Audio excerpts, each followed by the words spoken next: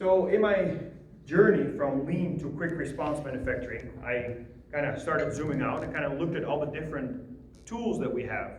And actually how I kind of see it is that there are different toolboxes to get to that point where you can call yourself operationally excellent. So for example, we have Lean Six Sigma. And we have quick response manufacturing, and we have theory of constraints, agile, and all these good tools. They're all very good tools, but I see them as toolboxes with tools in them. So if we open up the toolbox and we look inside these toolboxes, then we can see that there are different tools in there for different purposes.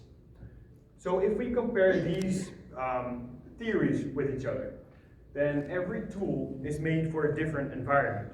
So for example, lean, we all know it. Lean is for the car industry, where you have a mass customization flow.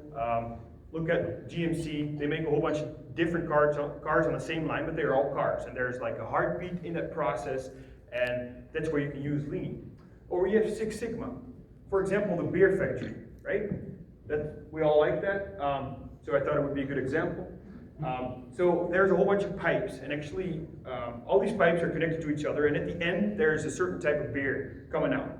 And if you think about it, it's pretty crazy that that beer in Holland, for example Heineken beer tastes the same here, and it also tastes the same in Holland, but they're made in different plants.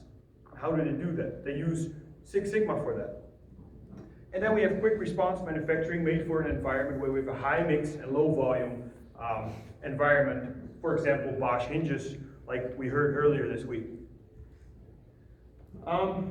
So they all have a different focus also. Lean is focusing on waste reduction, taking out all the waste and become more efficient that way. Six Sigma is focusing on no variety, so 100% quality and no variety. And if you think about it, with Lean Six Sigma, they can actually make that work in beer or milk manufacturers. And quick response manufacturing, as we all know, is focusing on lead time reduction. So if we open up the toolbox a little bit more, and we look at the tools that are inside, then we see that every toolbox has its different tools. And what I learned is that all these tools actually can be used in different environments. So it doesn't mean that if I choose for quick response manufacturing that I cannot use 5S or SMED. These are awesome tools, but you have to know in what your environment you're in and what tools to know when, what tools to use at what moment. So that was my first lesson that I learned. Know what environment you're in order to, before diving into the details.